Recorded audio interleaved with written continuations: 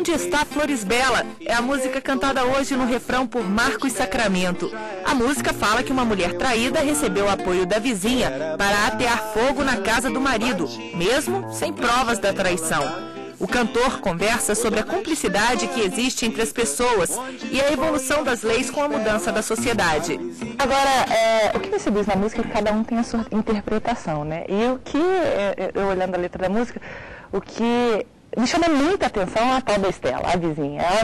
Porque ela foi meio que juíza nesse caso, né? Ela determinou, ela foi meio executivo, legislativo e judiciário, sabe?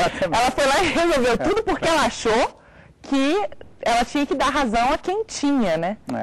Mesmo sem provas, né? Mesmo sem provas, perigoso isso, né? É perigoso. Ela, no final das contas, não se sabe que tipo de diálogo houve ali entre a vizinha e a Floresbella, né?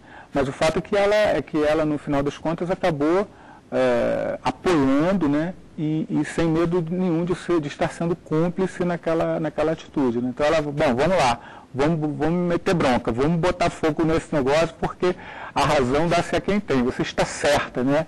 Ele é um canalha, porque ela me contou chorando que ele viu nos braços de outro alguém.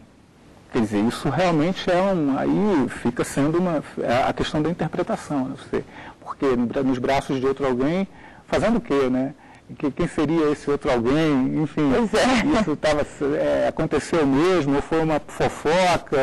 Enfim, é uma coisa muito, muito curiosa. Uma mulher, quando descobre que foi traída, ela é capaz de tudo, sim.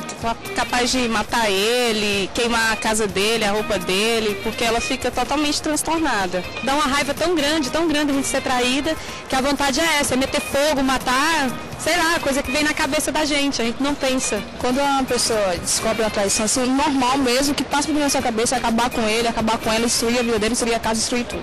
Só para descontar. Como é que você vê esse acompanhamento da legislação de acordo com a vontade da sociedade? Você acha que isso é um processo que muitas vezes é um pouco lento demais, demora um pouco para que a legislação acompanhe o modo de pensar da sociedade, ou que, de certa forma, precisa se pensar duas vezes mesmo antes de fixar uma regra a respeito de um determinado assunto, por exemplo? Eu acho ótimo que se acompanhe a evolução, que a justiça e que o exercício do direito evoluam junto com a sociedade, né? Mas, como tudo no Brasil, é tão difícil você dizer como foi a evolução dessa sociedade, né? Até hoje a gente ainda vê tanta coisa que a gente considera arcaico, né? Que está arraigado na sociedade brasileira, né? Então você não pode também esperar que a justiça acompanhe em que nível que essa coisa se dá, né? Eu não sei. Mas eu sou absolutamente favorável que a justiça seja, que exista essa flexibilidade, né? Que as coisas mudem para melhor, né? E que seja também mais, e que principalmente que haja mais agilidade, né? Não só no exercício mesmo do direito, assim, mas também na coisa das interpretações das leis, né? Que as leis sejam menos complicadas e que possam ser mais fáceis na maneira de se interpretar, enfim. Acho ótimo, sou absolutamente favorável a esse processo de evolução conjunto, né, da sociedade, das leis e da justiça.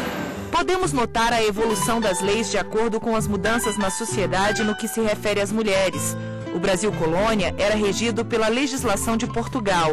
As ordenações filipinas permitiam que o marido batesse na mulher. Em 1890, o decreto 181 retirou do homem o direito de castigar a esposa. Já o Código Civil de 1916 previa que, em caso de briga, prevalecia a vontade paterna. Em 1932, um marco. A mulher adquire o direito de votar. Em 62, uma lei dava à mãe o direito ao pátrio poder em relação aos filhos, caso ela se casasse de novo. O novo Código Civil, de 2002, dá à mulher casada direitos iguais aos do marido. Quantas outras músicas dessa época, né, onde se fazia, onde as letras eram mais elaboradas no sentido de serem críticas da sociedade, de serem crônicas, de contarem histórias da sociedade, ajudaram o povo, e era mais fácil chegar ao povo, Agora, falta um pouco de participação popular, por exemplo? Você acha que a população fica muito em casa esperando as coisas acontecerem? O povo se acostumou, de certa forma, a não participar. Né? A gente teve muitos processos na nossa história que contribuíram para isso. Né?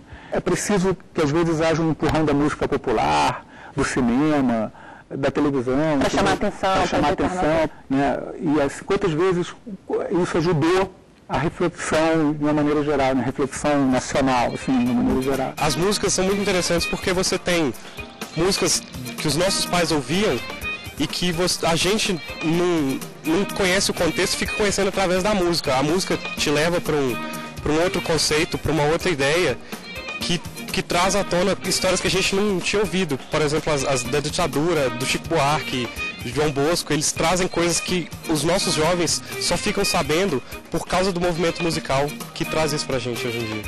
O cinema ajuda a gente a criar uma consciência crítica quanto o que aconteceu no nosso país. Por exemplo, o filme O Ano que Nós Saímos de Férias. Se você não assistiu o filme, você que da nossa idade não entende muito o que aconteceu, porque a gente não viveu, mas com o filme a gente consegue entender. Eu acho interessante os emissoras como a TV Justiça, a TV Câmara, a TV Senado, porque elas mostram um pouco da realidade atual do país, porque as pessoas às vezes votam na pessoa, elegem o político e às vezes não sabem o que está acontecendo, né? Então isso é importante para eles verem o que está sendo feito e formar uma consciência crítica do próprio cidadão. Eu acho que existe sim uma preguição nacional assim, de se acompanhar as coisas sérias, né? Os acontecimentos, e isso emperra um pouco alguns processos evolutivos, mas eu acho que também isso está mudando, né? O Brasil, digamos que ele é uma democracia ainda muito recente, muito nova, então nós não temos o costume de acompanhar a confecção das leis, a elaboração de leis, e não temos mesmo esse costume de propor leis, né? Tudo isso ele é assegurado pela Constituição. Nós temos esse direito, inclusive, de propor leis, né? Você tem o direito, tem os representantes do povo, os deputados, eles têm ali, teriam que ter pelo menos a abertura de receber da sociedade as propostas de leis e teriam que dar um encaminhamento que eles entenderem devidos ali, né? Mas não é essa a nossa realidade hoje, mas sem dúvida o Estado serve para o povo, né? Então o povo sem dúvida teria que acompanhar aí nesse caso a elaboração, inclusive propor a criação de leis.